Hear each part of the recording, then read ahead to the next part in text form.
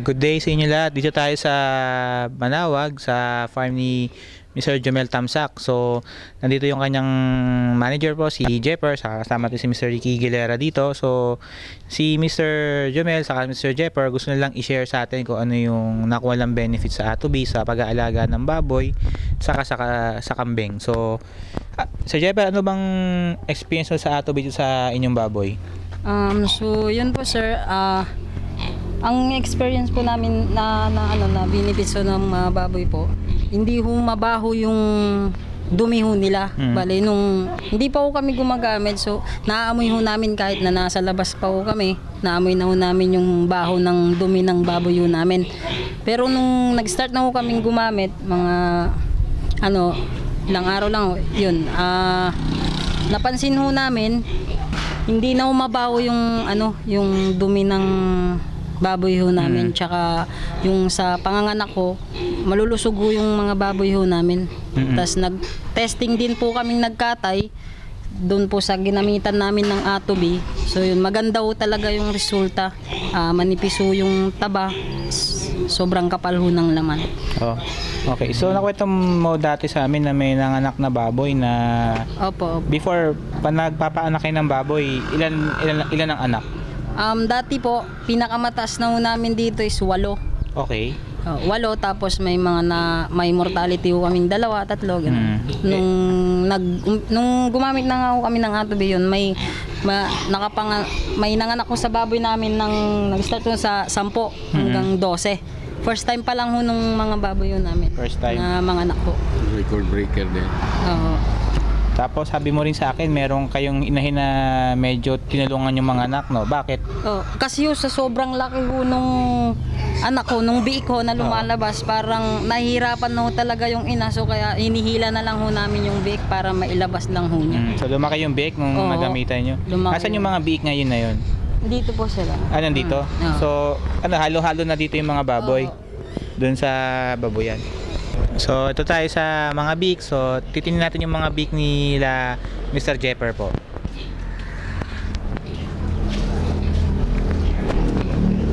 So, ito isang batch lang to ng mga baboy, mga biik. Oo, sir. So, Bali, So magkakapatid lahat. kapatid po sila. papansin nyo yung sizes niya pantay-pantay. May maiwan man, siguro mga 1-2 piraso lang.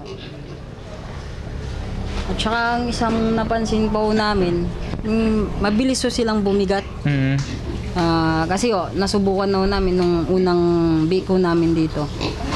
At dati inaabot kami ng hanggang 5 to 6 months bago mag-dispose. Ngayon, nung nagamitan ho namin ng Atobi, 3 months or mahigit 2 months. Dispose na yung baboy. Dispose na ho namin. Timbang na ho sila ng 80 to 85 kilos po. Maganda. Tapos, yung ang pinakamalaking namin doon, kasi dati, 6 months ho yung baboy namin, nagtitimbang pa lang siya ng 70 to 80 lang ho. 6 months na. 6 months, 5 to 6 po yan. And Ngayon? yung nag-Atobi po kami. So yun nga po, kulang ng 3 months, nag-wait na po sila ng 85. Maganda kung gano'n. Opo. So May mula nung ipanganak po yun. Opo. May tatanong yata si Mr. Ricky yata sa inyo. Yung yung feed consumption, kumusta po yung yung compare doon sa bago nyo ginamitan ng Atobi? Yung feed consumption ng baboy in relation doon sa growth rate niya. About po sa pagkain, sir. Yung pagkain. Yung sa pagkain naman po, sir, so yun po, kumunti ho yung pinapakain namin. Kumunti ho. Halimbawa, sa isang baboy dati pinapakain namin siya ng 3 kilo sa isang araw. Ngayon, nung gumamit ho kami ng Atobi, so yun parang nangalahati ho yung pinapakain ho namin. Tapos yung paglaki mas Yung bilis. paglaki naman ho nila, akala ho namin nung una, parang syempre magkakasakit ho yung baboy, syempre kukunti lang ho yung kinakain. Pero ang pinagtataka ho namin, kasi konti ho yung kinakain, doon naman ho bumibilis yung paglaki ho niya. So yan po nagagawa ng Atobi talaga. Opo.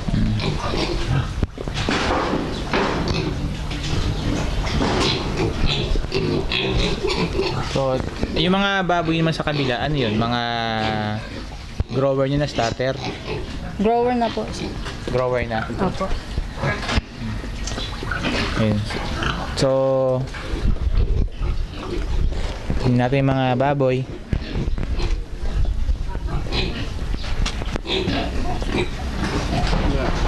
Ito Jeff, mga ilang days na po ito. Hindi kasi nila ginagawa na Ilang araw na, ilang buwan sa mga mula nung pinanganak. 2 to 3 months. Ito nga. 2 to 3 months. Okay. So yung mga baboy dito, mga 2 to 3 months yung laki. So ito ang mga itsura ng mga 2 to 3 months sa baboy. So kamusta naman yung langaw sa farm? Nung una po sir, nung hindi pa po kami gumagamit, sobrang dami ho talaga ng langaw dito. Actually yung kinakapitan ho talaga ng langaw yung katawan ho ng mga baboy ho namin, kaya nagkakasakit ho sila. Tsaka ho, yung mga dumi ho nila, halos makikita mo na lang ho yan, puro langaw ho. Oo. Tsaka sa ano, nung gumamit po kami ng Atobe, so yun nga po, nabawasan po yung langaw. So, kumonti po siya, hindi na ho katulad po ng dati. At saka, yun nga po, hindi na ho mabaho kasi kaya wala nang langaw. Hindi na mabaho rin eh. Oo. So lipat lang tayo doon sa inyong mga So nandito na tayo sa kambingan. So Jeffer, ano bang napansin nyo sa kambing nung simula nung ginamitan nyo ng Atobe? Sa kambing naman po sir, dati ho, kahit sagana ho sila sa damo, pinifeeds naman po namin sila. Payat pa rin ho yung katawan ho nila. Ngayon, nung ginamitan ho namin sila ng Atobe, nag-Atobe na ho sila, mabilis ho lumaki yung katawan ho nila. Tsaka yung mga anak ko dati, sunod-sunod ho namamatay, mga 3 to 1 week lang ho, namamatay ho yung mga anak ng kambing ho namin. Kaya yun, nung ginamitan ho namin ng Atobe, yun nga, nagtaka ho kami kasi biglang lumaki ho yung katawan ho nila, tapos yung mga inahin ho, pag nanganak ho sila, dati 2, pinakamatas na ho namin 3. Ngayon, nung nag-Atobe po kami, may nanganak po ng 4.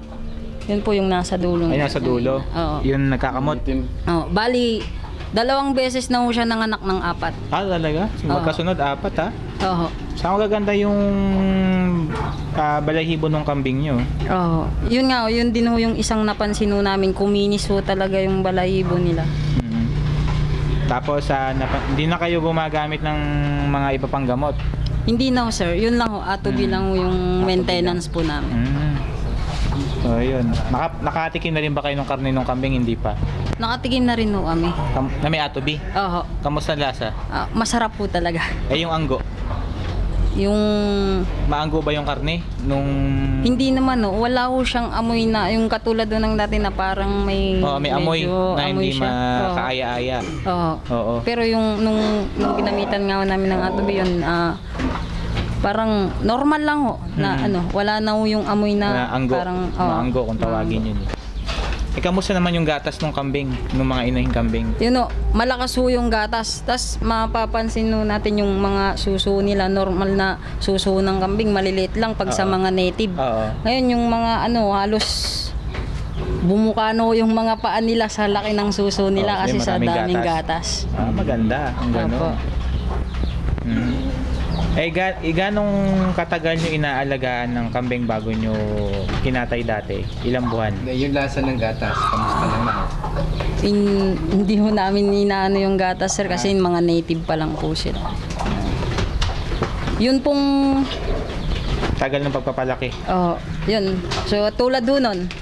Itong puti? Ito yung black ho yung ulo niya. Yan ho. 2 months pa lang po yan. 2 months pa lang yan? Pero malaki na siya. Lahi ho siya ng bower. Bower? Opo. Yun yung puti na may puti sa ulo yun. Yan? Opo. 2 months pa lang yan. 2 months pa lang po. Parang malaki sa 2 months, no? Kaya yun yung isang benefits ho ng Atobe sa amin. Mabilis ho lumaki yung alaga naming kambing. So ano naman, nakita ko nagbebenta kayo ng kambing sa labas, di ba? Opo. Sa Katubi. Ano naman ang feedback ng mga kumukuha sa inyo ng kambing? Yun o, yung mga bumabalik ho sila, sabi magaganda daw ho yung karne ng kambing ho namin dito. Oo. Tsaka malalaki ho yung laman. Mhm. Malaman ho sila. Marami ho silang nakuha kaya pabalik-balik na lang ho sila Balik-balik. dito. Hindi ba maganit yung laman? Yung karne, Hindi naman po. tender and juicy daw. Oo. Ano kaibahan ng karne dun sa dating walang atubig at may atubig? Yung may nagsasabi po na ano, yun nga yung ang sinasabi lang naman po nila is yung mabaho daw po yung ano, yung ngayon po tinatay po nila na may atubin na ho. Yun o, nawala po yung baho tapos mas sumarap daw po yung lasa Mas masarap. ng karne. Mas lumambot pa din yung karne. Oo. Tender and juicy. Oo. Ganun. So, Subukan mo rin yung gatas niyan kasi next to mother's milk yan eh. Yung gatas. Tsaka amuyin mo kasi kalmit niya mabaho eh, may amoy. Yan, tin mo kung walang amoy yan, tsaka maputing-maputing, creamy yan. Yung ba yung gatas niya nalabas, maputing-maputi? Opo. Yung ano, tapos may amoy, wala. Wala naman po. Oh, yung dati, nung hindi ko mag-add na atobi, may amoy yan. Medyo malansa ho. Malansa yan, ngayon walang lansa. Oo.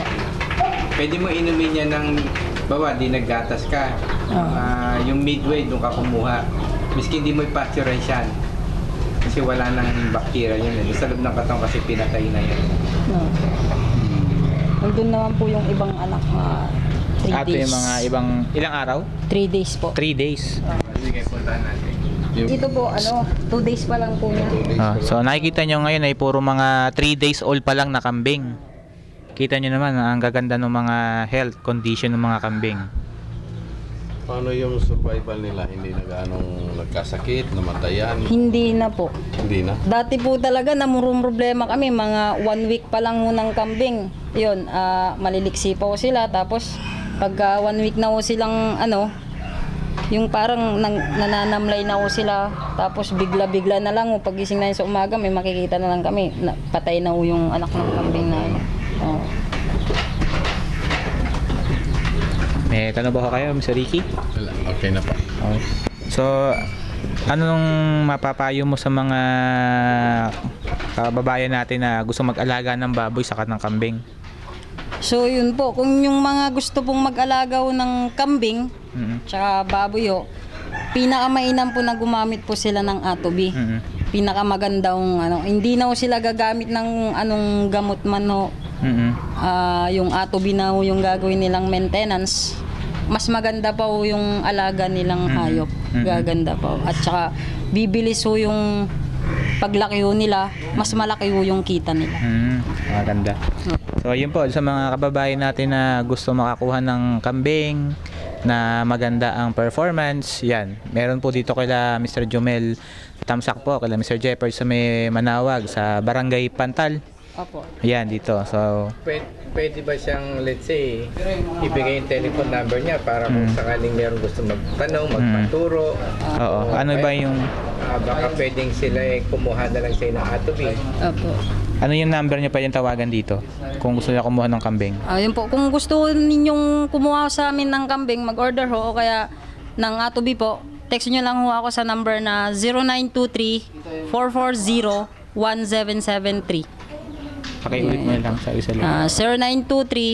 0923-440-1773. So, ayan po. So, isa po sa mga success stories natin sa Atobi user. So, pag maglo-load pa po kami ng mga testimonials pag tagal-tagal po. Ricky? Visayas. Diha sa ato sa Kabisayan o Kamindanawan, ako mong giawhag nga musunod sad unta ani mga success stories diri sa Luzon, especially karon diha sa farm sa Kandingan o Babuyan diri sa Manawag, ila ni Mr. Tamsak. Og hinaot maka-experience sad mo nga og unsay mga benepisyo o kaayuhan nga mahatag sa atobi sa atong mga gipangbuhi. Daghang salamat.